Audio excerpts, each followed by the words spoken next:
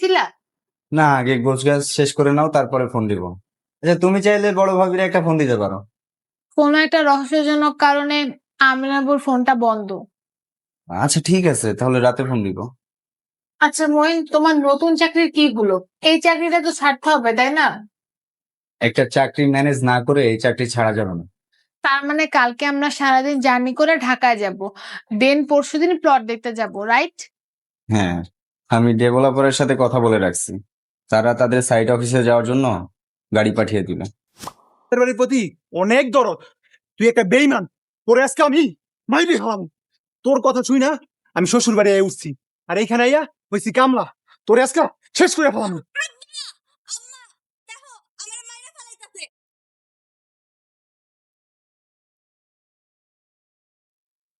কি হয়েছে? এই বিয়াদব, ওরে মারতেছিস কেন? মাইরা তোর হাত পা ভেঙে ফেলাম। কি দোষ কি দোষ করছে? আপনার মায়ের দিকেন, আপনার মায়ের কি দোষ করছে? আপনার মায়ের দোষের কথা একদিনে করে শেষ করা যাইব না। তা তোমরা কবে ঢাকা যাইবা? মহিনের যদি ছুটি ম্যানেজ হয়ে যায় তাহলে আমরা কালকে ঢাকায় যাবো। ও আচ্ছা, দোয়া করি তোমাকে সব আশা যেন পূরণ হোক। ভাবি, বিশ্বাসের মিলাই বস্তু তর্কে বহুদূর। বিশ্বাস করো, চেষ্টা করো, দেখবা কিছু একটা পাওয়া গেছে। না রে মিম, আমাগো কি ঢাকা থাকার সুখ কপালে আছে? তোমার মেজো ভাই আট পাগলা মানুষ, কোনো কাজেরই না। এরে নিয়া যাক, বাদ দাও। আচ্ছা মিম, তুমি থাকো, আমি একটু ভিতরে গেলাম। ঠিক আছে, যাও। বড় ভাইজান বড় ভাবিও আছে। এটা তো খুব ভালো হয়। চলো, তুমি আমাগুলোকে ঢাকায় চলো। আম্মা, আমি বলি কি আপনি আমাগুলোকে ঢাকায় চলো। না মা, তোমরা যাইতেছো একটা কাজে, দোয়া করি তোমার উদ্দেশ্য যেন সফল হয়। আম্মা, আমি যাই। চুপ থাক, বহুত বেড়াইছস, এবছর আর কোনো জায়গায় যাওয়ার নাম গন্ধ নিবি না মুখে। একটু শখ করলাম ঢাকায় যাবো, আমার কিচ্ছু ভালো লাগে না। এই রাফিয়া, তোর কি লাগবে ওটা বলে যা। আরো বেশি রাগ দেখাইছে। আর তুমি নিশ্চিন্তে ঘরে বসে আছো? আমার কিন্তু বিষয়টা ভালো লাগছে না বাবা। খালাম্মা, আমি অনেক চেষ্টা করছি, অলিতে গলিতে সব জায়গায় খুঁজছি, কিন্তু কোথাও পাই নাই। পরে ভাবলাম আমি না মনে হয় রাগ করে বাড়ি চলে আইছি, তাই আমিও বাড়ি চলে আইছি। সুতাক ব্যাক করো। আমি নাকি ঢাকা শহরে কোনো কিছু চিনে বলত। দুলাভাই স্যার, এখন রাগারাগি করার সময় না, আগে বৌমাকে খুঁজে বের করতে হবে। ভাগিনা, তুমি আমার সাথে আসো। জি মামা, চলেন। ভাবুন তো, ভর দুপুরে এক নির্জন রাস্তায় একা বসে আছেন এক অসহায় নারী, যার চোখে অঝোর ধারায় জল ঝরছে আর বুকে চেপে বসেছে নিজের স্বামীর দেওয়া অপমানের তীব্র যন্ত্রণা। ঠিক সেই মুহূর্তে ৩টি বখাটে ছেলে ধারালো চাকু হাতে তাকে ঘিরে ধরে। কি হবে এখন?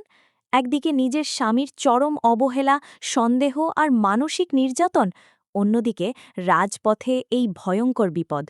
আমেনা কি পারবে এই ভয়ঙ্কর পরিস্থিতি থেকে নিজেকে বাঁচাতে, নাকি তার জীবনে নেমে আসবে এমন এক অন্ধকার যা সে কখনো কল্পনাও করেনি? আজকের পর্বে ঘটে যাওয়া প্রতিটি ঘটনা আপনার রক্ত হিম করে দেবে। চলুন এই রুদ্ধশ্বাস গল্পের প্রতিটি পরত উন্মোচন করি আর বোঝার চেষ্টা করি ভাগ্যের নির্মম পরিহাস মানুষকে কোথায় নিয়ে দাঁড় করায়। আজকের পর্বের শুরুতেই আমরা দেখতে পাই এক চরম বিষাক্ত পারিবারিক পরিবেশ, যেখানে ফুফু আম্মা তার ছেলের বউকে তীব্র ভাষায় অপমান করছেন। এই দৃশ্যটি আমাদের সমাজের এক খুব পরিচিত কিন্তু ভয়ঙ্কর রূপকে তুলে ধরে, যেখানে একটু সুযোগ পেলেই পরিবারের বয়োজ্যেষ্ঠরা বাড়ির বউদের মানসিক নির্যাতন করতে ছাড়েন না। ফুফু আম্মার এই কড়া কথাগুলো শুধু সেই বউয়ের বুকেই নয়, বরং আমাদের দর্শকদের বুকেও যেন তীরের মতো বিঁধেছে।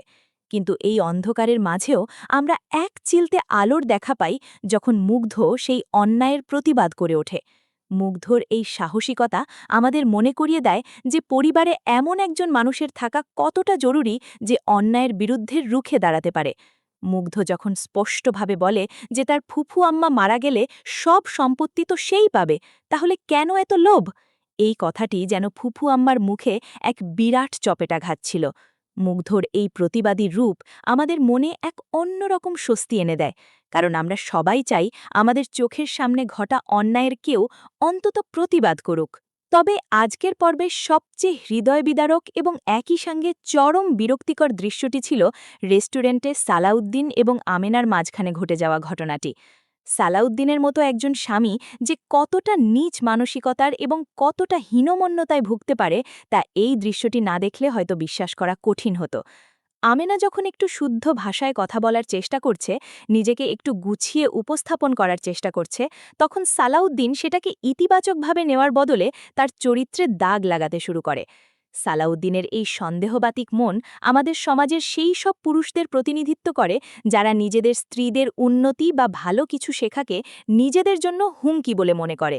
সালাউদ্দিন স্পষ্ট ভাষায় আমেনাকে অপমান করে বলে যে সে মুগ্ধর সাথে কথা বলার জন্যই নাকি শুদ্ধ ভাষা শিখছে। এই কথাটি আমেনার জন্য কতটা অপমানজনক হতে পারে তা আমরা সবাই অনুভব করতে পারি। একজন স্ত্রী তার স্বামীর কাছে সব সময় একটু সম্মান, একটু ভালোবাসা আশা করে, কিন্তু সালাউদ্দিন তার স্ত্রীকে রেস্টুরেন্টের মতো একটি পাবলিক প্লেসে সবার সামনে অপমান করতে শুরু করে। সে আমেনাকে জোর করে সেখান থেকে নিয়ে যেতে চায়, তার গায়ে হাত তোলে। আমেনা যখন প্রতিবাদ করে বলে যে সে কোনো একান্ত সময় কাটায়নি, বরং পড়াশুনোর জন্যই শুদ্ধ ভাষা বলছে, তখন সালাউদ্দিন সেই কথার কোনো তোয়াক্কা করে না। সালাউদ্দিনের এই আচরণ দেখে আপনাদের মনেও নিশ্চয়ই প্রশ্ন জেগেছে যে একজন স্বামী কিভাবে তার স্ত্রীর আত্মসম্মানকে এভাবে ধুলোয় মিশিয়ে দিতে পারে। আমেনা যখন রাগে এবং ক্ষোভে রেস্টুরেন্ট থেকে বেরিয়ে যায়, তখন সালাউদ্দিনের চেহারায় যে নির্বিকার ভাব আমরা দেখতে পাই তা প্রমাণ করে যে সে নিজের ভুল তো বুঝতেই পারেনি, বরং সে মনে করছে সে যা করেছে ঠিকই করেছে। সালাউদ্দিনের এই পুরুষতান্ত্রিক অহংকার এবং স্ত্রীর প্রতি চরম অবহেলা আজকের সমাজের এক জ্বলন্ত ব্যাধি। আমেনা যখন একা রাস্তায় হাঁটছিল, তখন তার মনের ভেতরের ঝড়টা আমরা সবাই অনুভব করছিলাম। একজন নারী যখন নিজের স্বামীর দ্বারা অপমানিত হয়ে রাস্তায় একা বেরিয়ে পড়ে, তখন তার মনের ভেতর কতটা শূন্যতা কাজ করে তা ভাষায় প্রকাশ করা কঠিন। ঠিক সেই সময় আমরা দেখতে পাই এক রহস্যময় চরিত্রকে, যে ফোনে কাউকে একজন জানাচ্ছে যে সে আমেনাকে দেখেছে এবং তাকে অনুসরণ করছে। এই দৃশ্যটি গল্পের মধ্যে এক নতুন সাসপেন্স তৈরি করে। এই রহস্যময় লোকটি কার লোক? সে কেন আমেনাকে অনুসরণ করছে? তাকে কি কেউ ভাড়া করেছে আমেনার ক্ষতি করার জন্য, নাকি তাকে বাঁচানোর জন্য? এই প্রশ্নগুলো আমাদের মাথার ভেতর ঘুরপাক খেতে থাকে। এরপর আমরা গল্পের আরেক দিকে নজর দিই, যেখানে জাহির এবং শাহানাকে দেখা যায় এক জঙ্গলের ভেতর দিয়ে হাঁটতে। জাহির এবং শাহানার এই অংশটি মানব চরিত্রের লোভ এবং সেই লোভের কারণে ধ্বংসের পথে এগিয়ে যাওয়ার এক নিখুঁত উদাহরণ। জাহির অনুশোচনায় ভুগছে। সে বুঝতে পারছে যে শাহানার পাল্লায় পড়ে সে আজ একজন চোরে পরিণত হয়েছে, কিন্তু শাহানার চোখে মুখে বিন্দুমাত্র অনুশোচনা নেই, বরং তার চোখে ভাসছে ঢাকা শহরে গিয়ে বড়লোক হওয়ার স্বপ্ন। শাহানা যেভাবে জাহিরকে ভুল বুঝিয়ে তাকে এক অন্ধকারের পথে নিয়ে যাচ্ছে, তা দেখে স্পষ্ট বোঝা যায় যে এই নারী নিজের স্বার্থ উদ্ধারের জন্য যে কোনো কিছু করতে পারে। শাহানার এই লোভী মানসিকতা শুধু তাকে নয়, বরং জাহিরকেও এক চরম বিপদের দিকে ঠেলে দিচ্ছে। আমার মনে হয় শাহানা এবং জাহিরের এই চুরি করে পালানোর গল্পটা খুব শিগগিরই এক করুণ পরিণতির দিকে এগোবে, কারণ লোভের পরিণতি কখনো ভালো হয় না।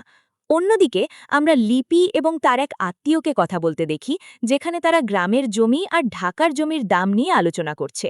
গ্রামের মাত্র ৫ শতক জমির দাম আর ঢাকার মেগাসিটির জমির দামের যে পার্থক্য, তা নিয়ে তাদের কথোপকথন আমাদের গ্রামীণ এবং শহরের অর্থনীতির এক বাস্তব চিত্র তুলে ধরে। লিপির চোখে মুখে ঢাকা যাওয়ার যে স্বপ্ন আমরা দেখতে পাই, তা আমাদের দেশের হাজারো মানুষের স্বপ্ন, যারা মনে করে ঢাকায় গেলেই হয়তো তাদের জীবনের সব কষ্ট দূর হয়ে যাবে। কিন্তু ঢাকা শহর যে কতটা নির্মম হতে পারে তা হয়তো লিপি এখনও জানে না। তাদের এই ঢাকা যাওয়ার প্রস্তুতির দৃশ্যটি গল্পের আগামী পর্বগুলোর জন্য এক বড় পটভূমি তৈরি করছে, কারণ তারা যদি ঢাকায় যায় তবে গল্পের মোড় পুরোপুরি ঘুরে যাবে। এরপর আসে আজকের পর্বের সবচেয়ে শ্বাসরুদ্ধকর এবং রোমাঞ্চকর দৃশ্যটি। আমেনা নিজের স্বামীর দেওয়া কষ্টে জর্জরিত হয়ে এক নির্জন জায়গায় একা বসে কাটছিল। তার চোখের জলে মিশেছিল হাজারো আক্ষেপ। ঠিক তখন ৩টি বখাটি ছেলে ধারালো ছুরি হাতে তাকে ঘিরে ধরে। আমেনার সেই মুহূর্তের অসহায় অবস্থা দেখে আমাদের সবার বুকেই যেন ছ্যাঁত করে ওঠে। ছেলেগুলো যখন তার কাছে থাকা জিনিসপত্র ছিনিয়ে নেওয়ার চেষ্টা করে, তখন আমেনা ভয়ে কাঁপতে কাঁপতে বলে যে তার কাছে শুধু একটা বাটন ফোন ছাড়া আর কিছুই নেই। এই দৃশ্যটি আমাদের সমাজের আরেক নির্মম সত্যকে চোখে আঙুল দিয়ে দেখিয়ে দেয়। একজন নারী যে দিনদুপুরেও রাস্তায় নিরাপদ নয়, তা এই দৃশ্যটি অত্যন্ত নিখুঁতভাবে ফুটিয়ে তুলেছে। আমেনা যখন প্রায় হাল ছেড়ে দিয়েছিল ঠিক সেই মুহূর্তেই এক নাটকীয় মোড় নেয় গল্পটি। সেখানে হঠাৎ করেই কামরানের আগমন ঘটে। কামরান যেভাবে পুলিশ পরিচয়ে সেই বখাটেদের ভয় দেখিয়ে তাড়িয়ে দেয় তা দেখে আমরা সবাই এক মুহূর্তের জন্য স্বস্তির নিঃশ্বাস ফেলি। কিন্তু একই সাথে আমাদের মনে একটা গভীর প্রশ্নও জেগে ওঠে, কামরান ঠিক এই সময়ে এই জায়গায় কিভাবে এলো? এটা কি নিছকই কোনো কাকতালীয় ঘটনা, নাকি এর পেছনে কোনো গভীর পরিকল্পনা রয়েছে? সেই যে রহস্যময় লোকটি ফোনে কথা বলছিল, সে কি তাহলে কামরানেরই লোক ছিল? কামরান কি আমেনাকে আগে থেকেই ফলো করাচ্ছিল? যদি তাই হয়, তবে কামরানের আসল উদ্দেশ্য কি? সে কি সত্যিই আমেনাকে সাহায্য করতে চায়, নাকি এর পেছনে তার অন্য কোনো স্বার্থ লুকিয়ে আছে? কামরান যখন আমেনাকে উদ্ধার করে নিজের বাড়িতে নিয়ে যায়, তখন আমরা লিপির এক অন্যরকম সুন্দর রূপ দেখতে পাই। লিপি যেভাবে আমেনাকে আপন করে নেয়, তাকে বসতে দেয়, তার খেয়াল রাখে, তা দেখে সত্যিই মন ভরে যায়। একজন অপরিচিত অসহায় নারীকে এভাবে নিজের বাড়িতে আশ্রয় দেওয়া এবং তাকে সম্মান করা লিপির চরিত্রের এক দারুণ দিক তুলে ধরে। লিপির এই আন্তরিকতা আমিনার জীবনের এই অন্ধকার সময় এক পশলা বৃষ্টির মতো কাজ করেছে। আমিনা যে সম্মানটুকু তার নিজের স্বামীর কাছে পায়নি, সেই সম্মান সে একজন অপরিচিত মানুষের বাড়িতে এসে পাচ্ছে। এই বৈপরীত্য আমাদের গভীরভাবে ভাবায়। সালাউদ্দিনের মতো স্বামীরা যখন নিজেদের স্ত্রীদের মূল্য বোঝে না, তখন বাইরের মানুষ এসে তাদের সেই মূল্যটা বুঝিয়ে দেয়। অন্যদিকে সালাউদ্দিন যখন একা বাড়ি ফেরে, তখন তার বাবা, মা এবং শাশুড়ির যে প্রতিক্রিয়া আমরা দেখি, তা এক কথায় অসামান্য। সালাউদ্দিনের বাবা যেভাবে তার ছেলের ভুল ধরে তাকে শাসন করেন, তা আমাদের সমাজের সব বাবাদের জন্য এক শিক্ষণীয় বিষয়। তিনি স্পষ্ট জানিয়ে দেন যে আমেনার যদি কিছু হয়, তবে তিনি নিজের ছেলেকে পুলিশের হাতে তুলে দিতে বিন্দু মাত্র দ্বিধা করবেন না। একজন শ্বশুর যখন নিজের ছেলের চেয়ে ছেলের বউয়ের সুরক্ষার জন্য এতটা মরিয়া হয়ে ওঠেন, তখন সেটা সমাজের জন্য এক দারুণ বার্তা বহন করে। সালাউদ্দিনের এই নীরবতা এবং তার বাবার এই হুঙ্কার প্রমাণ করে যে সালাউদ্দিন এখন খুব ভালোভাবেই বুঝতে পারছে সে কত বড় ভুল করেছে, কিন্তু অহংকারের কারণে সে সেটা স্বীকার করতে পারছে না।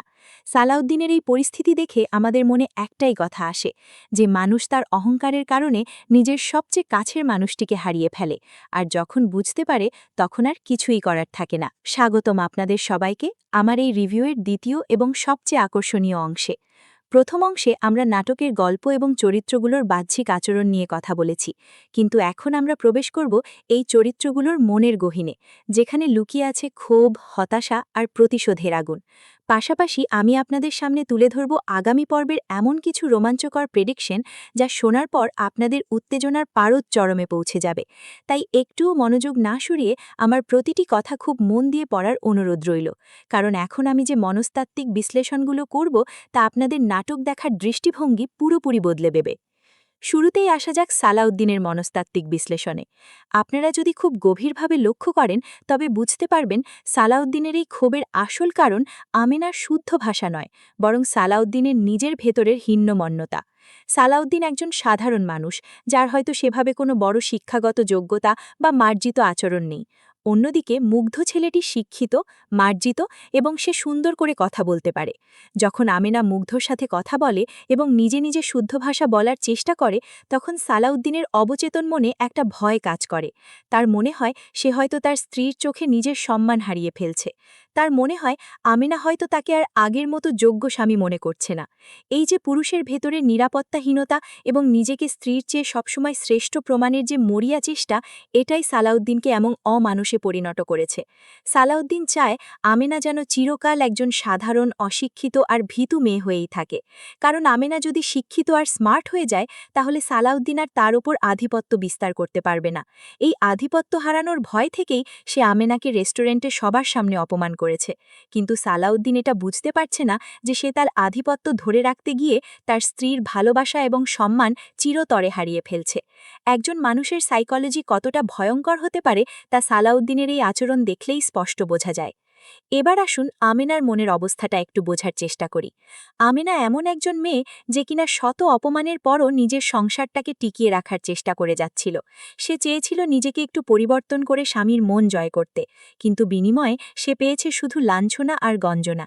রেস্টুরেন্ট থেকে যখন আমিনা অপমানিত হয়ে বের হয়ে আসে এবং রাস্তায় ওই বখাতেদের আক্রমণের শিকার হয়, তখন তার মনের ভেতর দিয়ে যে ঝড় বয়ে যাচ্ছিল তা কল্পনা করলে যে কারো চোখে জল চলে আসবে। ওই মুহূর্তে আমিনার হয়তো মনে হচ্ছিল এই পৃথিবীতে তার আপন বলতে কেউ নেই। যার উপর ভরসা করে সে নিজের জীবনটা পার করবে, সেই স্বামী যখন তাকে রাস্তায় একা ফেলে চলে যেতে পারে, তখন বাইরের এই বখাটেদের কাছে সে আর কি দয়া আশা করতে পারে। এই ঘটনাটি আমিনার জীবনে এক বিশাল টার্নিং পয়েন্ট হতে চলেছে। আমার ধারণা এই ঘটনার পর আমিনা আর আদের সেই ভীতু আর স্বামীভক্ত আমিনা থাকবে না। তার ভেতরের যে নরম মনটা ছিল সেটা হয়তো এখন পাথরে পরিণত হবে। সে বুঝতে পারবে যে নিজের সম্মান আর নিজের নিরাপত্তা নিজেকেই অর্জন করতে হবে। এই পৃথিবীতে কেউ কারো নয়। বিশেষ করে সালাউদ্দিনের মতো একজন স্বামীর সাথে জীবন কাটানো আর প্রতিদিন একটু একটু করে মৃত্যুর দিকে এগিয়ে যাওয়া একই কথা। তাই আমার মনে হচ্ছে আমিনা এবার নিজের জীবনের ব্যাপারে কোনো একটা বড় এবং কঠিন সিদ্ধান্ত নিতে বাধ্য হবে। এবার আসি সবচেয়ে রহস্যময় চরিত্র কামরানের প্রসঙ্গে। কামরান যেভাবে ঠিক বিপদের মুহূর্তে এসে আমেনাকে বাঁচালো, এটা কি আপনাদের কাছে খুব স্বাভাবিক মনে হয়েছে? আমার কাছে কিন্তু মোটেও স্বাভাবিক মনে হয়নি। একটু গভীরভাবে চিন্তা করে দেখুন তো, যে লোকটি ফোনে কাউকে একজন খবর দিচ্ছিল যে সে আমেনাকে অনুসরণ করছে, সে কার লোক ছিল? আমার ধারণা বা পরিস্থিতি দেখে মনে হচ্ছে ওই লোকটি হয়তো কামরানেরই লোক ছিল। হতে পারে কামরান আগে থেকেই আমেনাকে নজরে রাখছিল। কিন্তু কেন? এখানে দুটো সম্ভাবনা তৈরি হয়। প্রথমত হতে পারে কামরানের সাথে সালাউদ্দিনের কোনো পুরনো শত্রুতা আছে এবং সে সালাউদ্দিনকে শায়েস্তা করার জন্য আমেনাকে ব্যবহার করতে চাইছে। দ্বিতীয়ত এবং সবচেয়ে ভয়ঙ্কর সম্ভাবনাটি হতে পারে কামরান নিজেই ওই বখাটেদের ভাড়া করেছিল আমেনাকে আক্রমণ করার জন্য, যাতে সে ঠিক সময় এসে হিরোর মতো আমেনাকে বাঁচাতে পারে এবং আমেনার মনে নিজের জন্য একটা সম্মান আর বিশ্বাসের জায়গা তৈরি করতে পারে। সাইকোলজিতে একে বলা হয় হিরো সিনড্রোম, যেখানে মানুষ নিজে বিপদ তৈরি করে এবং পরে নিজেই সেই বিপদ থেকে উদ্ধার করে নিজেকে ত্রাণকর্তা হিসাবে প্রমাণ করতে চায়। কামরান যদি সত্যি এমন কিছু করে থাকে, তবে বুঝতে হবে সে সালাউদ্দিনের চেয়েও ভয়ঙ্কর একজন মানুষ। কারণ যে মানুষ এত নিখুঁতভাবে একটা পরিস্থিতি সাজাতে পারে, সে নিজের স্বার্থের জন্য যে কোনো কিছু করতে পারে। তবে এটা পুরোটাই আমার প্রেডিকশন বা ধারণা। আগামী পর্বগুলোতেই এই রহস্যের আসল জট খুলবে। লিপির চরিত্রটি এই নাটকে একটা অসাধারণ বৈপরীত্য তৈরি করেছে। সালাউদ্দিন যেখানে নিজের স্ত্রীকে সবার সামনে অপমান করে, সেখানে লিপি সম্পূর্ণ অপরিচিত একজন মেয়েকে নিজের বাড়িতে এনে পরম মমতায় আগলে রাখে। লিপির এই আচরণ আমাদের মনে করিয়ে দেয় যে পৃথিবীতে এখনও ভালো মানুষ আছে। আমেনা যখন লিপির এই ভালোবাসার যত্ন দেখবে, তখন তার মনে সালাউদ্দিনের প্রতি ঘৃণা আরও বহুগুণ বেড়ে যাবে। কারণ সে পরিষ্কার বুঝতে পারবে যে স্বামী নামের মানুষটি তাকে যে সম্মানটুকু দিতে পারেনি, বাইরের একজন অপরিচিত মানুষ তাকে তার চেয়ে 1000 গুণ বেশি সম্মান দিচ্ছে। এই উপলব্ধি আমেনাকে সালাউদ্দিনের বিরুদ্ধে দাঁড়াতে আরও বেশি সাহসী করে তুলবে। আমার মনে হয় লিপির সাথে আমেনার এই পরিচয়টা কোনো সাধারণ পরিচয় নয়, বরং লিপি হয়তো আগামীতে আমেনার জীবনের সবচেয়ে বড় সাপোর্টার হয়ে উঠবে। যখন আমেনা সালাউদ্দিনের বিরুদ্ধে কোনো আইনি বা সামাজিক লড়াইয়ে নামবে, তখন হয়তো এই লিপিই তাকে সবচেয়ে বেশি সাহায্য করবে। অন্যদিকে শাহানা আর জহিরের গল্পটা একটা চরম ট্র্যাজেডির দিকে এগোচ্ছে বলে আমার মনে হচ্ছে। শাহানা যেভাবে জহিরকে ভুল বুঝিয়ে লোভ দেখিয়ে ঢাকায় নিয়ে যাওয়ার স্বপ্ন দেখছে, তা তাদের ধ্বংসের মূল কারণ হতে চলেছে। ঢাকা শহর কোনো রূপকথার দেশ নয় যে সেখানে গেলেই জাদুর কাঠির ছোঁয়ায় সব বদলে যাবে। আমার ধারণা, তারা যখন চুরি করা টাকা নিয়ে ঢাকায় পৌঁছবে, তখন তারা শহরের কোনো ভয়ঙ্কর প্রতারক চক্রের খপ্পরে পড়বে। শাহানার এই লোভের কারণে হয়তো তাদের ওই চুরির টাকাটা চোখের নিমিষেই গায়েব হয়ে যাবে। তখন জহির বুঝতে পারবে সে কত বড় ভুল করেছে। একজন সৎ মানুষ থেকে চোর হওয়ার যে গ্লানি, সেটা জহিরকে কুড়ে কুড়ে খাবে। আর অন্যদিকে শাহানা হয়তো যখন দেখবে জহিরের কাছে আর কোনো টাকা নেই, তখন সে জহিরকে ছেড়ে অন্য কোনো ফাঁদ খুঁজবে। শাহানার মতো স্বার্থপর নারীরা কখনো কারো আপন হয় না, তারা শুধু নিজেদের স্বার্থ বোঝে। আমার মনে হচ্ছে জহিরের পরিণতি অত্যন্ত করুণ হতে চলেছে। সে হয়তো পুলিশের হাতে ধরা পড়বে অথবা সর্বস্ব হারিয়ে রাস্তায় রাস্তায় ঘুরবে, আর এটাই হবে তার কৃতকর্মের আসল শাস্তি।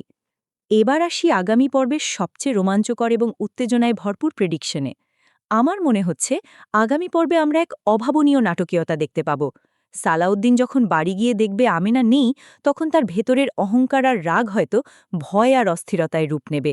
সে পাগলের মতো আমেনাকে খুঁজতে শুরু করবে, কিন্তু সে তো জানে না আমেনা কোথায় আছে।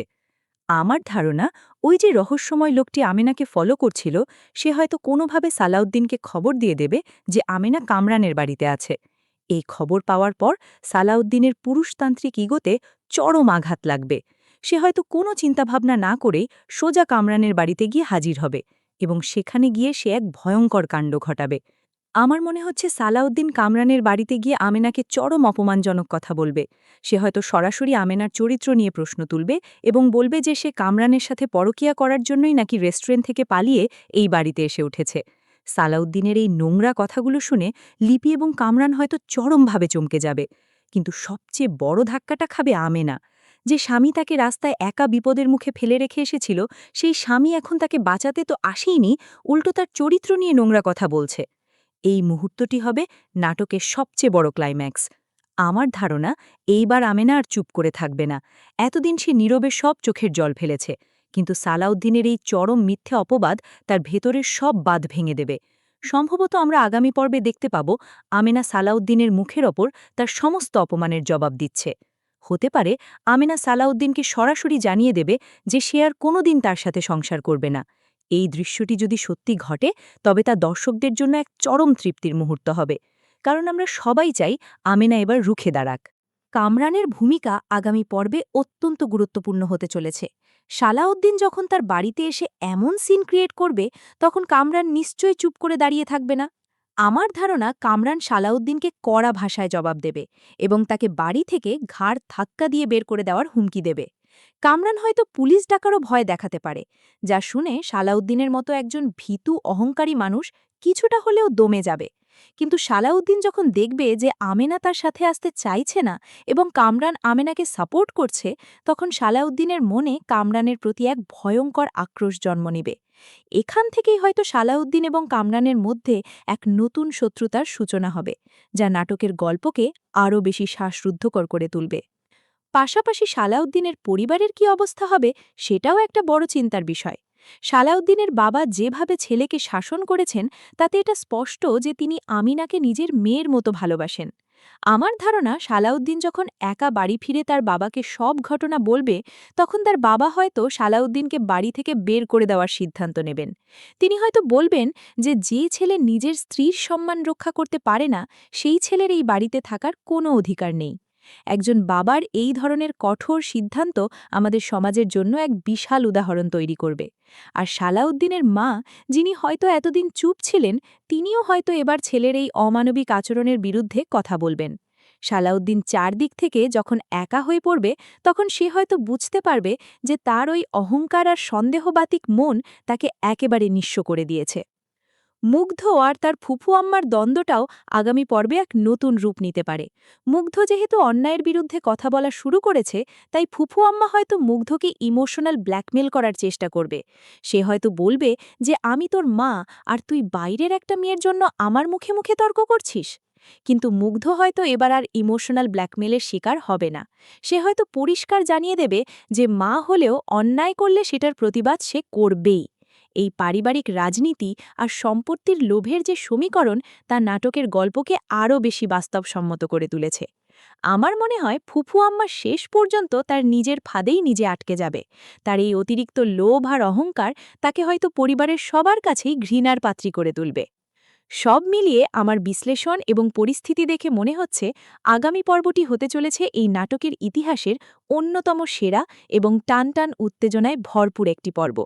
আমিনার ঘুরে দাঁড়ানো, সালাউদ্দিনের পতন, কামরানের আসল রহস্য এবং জহির সাহানার ঢাকা যাওয়ার পরিণতি, এই সব কিছু মিলে এমন এক রুদ্ধশ্বাস পরিস্থিতির সৃষ্টি হবে যা আপনারা চোখের পলক না ফেলেই দেখতে বাধ্য হবেন। বাংলা নাটকে সাধারণত এমন শক্তিশালী প্লট খুব কমই দেখা যায়, যেখানে প্রতিটি চরিত্রের আলাদা মনস্তাত্ত্বিক গভীরতা থাকে এবং প্রতিটি ঘটনাই সমাজের কোনো না কোনো বাস্তব চিত্রকে তুলে ধরে। এই নাটকটি প্রমাণ করেছে যে ভালো গল্প এবং নিখুঁত অভিনয় থাকলে দর্শক এমনিতেই পর্দার সামনে আটকে থাকে। আপনারা যারা এতক্ষণ ধরে আমার এই দীর্ঘ এবং বিস্তারিত রিভিউ ও প্রেডিকশন পড়ছিলেন বা শুনছিলেন, তাদের সবাইকে আমার অন্তরের অন্তঃস্থল থেকে ধন্যবাদ জানাচ্ছি। আমি সব সময় চেষ্টা করি আপনাদের জন্য সবচেয়ে নিখুঁত, যৌক্তিক এবং ইমোশনাল বিশ্লেষণ নিয়ে আসতে, যাতে আপনারা নাটকের আসল স্বাদটা অনুভব করতে পারেন। আমার এই প্রেডিকশনগুলো আপনাদের কাছে কতটা বাস্তবসম্মত মনে হলো তা অবশ্যই আমাকে কমেন্ট বক্সে লিখে জানাবেন। আপনারা কি সত্যিই মনে করেন যে কামরান ইচ্ছা করেই আমেনাকে ওই বিপদে ফেলেছিল, নাকি এটা শুধুই আমার একটা ভুল ধারণা? আর আমেনা কি সত্যিই সালাউদ্দিনকে ডিভোর্স দেওয়ার মতো কঠিন সিদ্ধান্ত নিতে পারবে? আপনাদের সমস্ত চিন্তাভাবনা এবং মতামত আমাকে কমেন্ট বক্সে লিখে জানাতে একদম ভুলবেন না, কারণ আপনাদের প্রতিটি কমেন্ট আমি খুব মনোযোগ দিয়ে পড়ি এবং আপনাদের মতামতগুলো আমাকে আগামীতে আরও ভালো রিভিউ তৈরি করতে দারুণভাবে অনুপ্রাণিত করে। আমার আজকের এই সম্পূর্ণ এবং বিস্তারিত ভিডিওটি যদি আপনাদের একটুও ভালো লেগে থাকে এবং আমার বিশ্লেষণ যদি আপনাদের মনের কথাগুলোকেই তুলে ধরে থাকে, তাহলে অবশ্যই ভিডিওটিতে একটি লাইক দিয়ে দেবেন। আপনাদের একটি লাইক এই ভিডিওটিকে আরও হাজারো দর্শকের কাছে পৌঁছে দিতে সাহায্য করবে। আর যারা এখনও আমার এই চ্যানেলটি সাবস্ক্রাইব করেননি, তারা দেরি না করে এখনই চ্যানেলটি সাবস্ক্রাইব করে দিন এবং পাশে থাকা বেল আইকনটি অবশ্যই অন করে রাখবেন, যাতে পরবর্তী পর্বের রিভিউ এবং প্রেডিকশনের নোটিফিকেশন সবার আগে আপনার কাছে পৌঁছে যায়। আপনাদের ভালোবাসা আর সাপোর্ট ছাড়া আমি এতদূর আসতে পারতাম না, তাই এভাবেই আমার পাশে থাকবেন সবসময়। সুস্থ থাকবেন, ভালো থাকবেন এবং নিজের চারপাশের মানুষগুলোকে ভালো রাখবেন। দেখা হবে খুব শিগগিরই নতুন কোনো রুদ্ধশ্বাস গল্পের সম্পূর্ণ নতুন রিভিউ এবং প্রেডিকশন নিয়ে। ততক্ষণ পর্যন্ত বিদায় নিচ্ছি। ধন্যবাদ সবাইকে।